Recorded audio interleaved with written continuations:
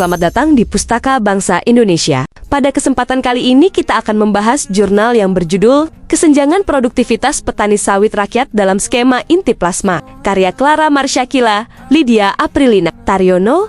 Artikel ini membahas kesenjangan produktivitas antara petani kelapa sawit rakyat dan perkebunan besar dalam sistem inti plasma di Indonesia. Sebagai produsen minyak sawit terbesar di dunia, Indonesia memiliki peran strategis dalam pasar global. Namun masih menghadapi persoalan rendahnya produktivitas perkebunan rakyat. Meskipun petani rakyat menguasai sekitar 42% dari total luas perkebunan sawit nasional, produktivitas mereka hanya mencapai sekitar 2,5 ton CPO per hektar per tahun. Jauh di bawah perkebunan negara yang mampu menghasilkan 4 ton CPO per hektar per tahun. Kesenjangan ini menjadi isu penting karena berdampak langsung pada kesejahteraan petani dan keberlanjutan pembangunan sektor perkebunan sawit nasional. Penelitian ini menggunakan pendekatan deskriptif kuantitatif.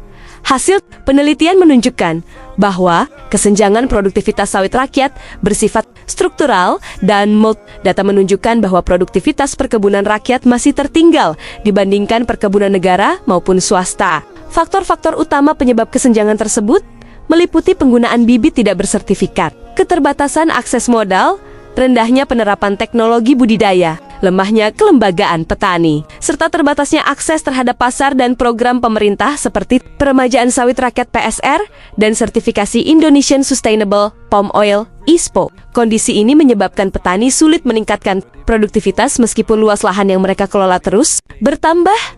Artikel ini menjelaskan bahwa rendahnya produktivitas petani sawit rakyat tidak dapat dipahami hanya dari aspek teknis budidaya. Melalui teori Rational Peasants, penulis menunjukkan bahwa keputusan petani menggunakan bibit murah dan teknologi sederhana merupakan pilihan yang rasional dalam kondisi keterbatasan modal dan tingginya risiko usaha. Petani cenderung mengutamakan keamanan ekonomi jangka pendek dibandingkan investasi besar yang hasilnya baru dirasakan beberapa tahun kemudian. Selain itu, lemahnya kelembagaan petani menghambat akses terhadap pembiayaan formal, bantuan pemerintah, dan berbagai program peningkatan produktivitas. Dengan demikian, persoalan produktivitas sawit rakyat berkaitan erat dengan faktor ekonomi, sosial, dan kelembagaan yang saling memengaruhi. Salah satu keunggulan artikel ini adalah kemampuannya menguraikan kesenjangan produktivitas secara komprehensif dengan menggabungkan data statistik, teori ekonomi, pedesaan, dan analisis kebijakan.